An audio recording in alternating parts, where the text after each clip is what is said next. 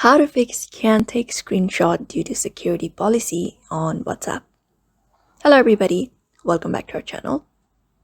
In today's video, we are going to learn how we can fix the can't take screenshot due to security policy in WhatsApp. So without any delay, let's just jump right into the video. For that, go ahead and open up your WhatsApp, and due to the new policy of WhatsApp, when you head over to profile picture, we can't really screenshot it due to the privacy policy. So here's a hack you can follow up instead in order to take a screenshot.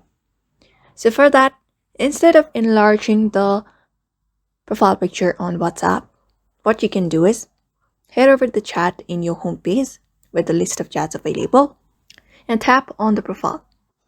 So when you tap on profile, you'll be finding the profile like this. So you can just go ahead and screenshot instead like this, and once that is done, you can just crop it out and place it like a picture. So that is how you fix not being able to take screenshot due to security policy in WhatsApp. So therefore, I hope this video was helpful to you, and thank you for watching this video.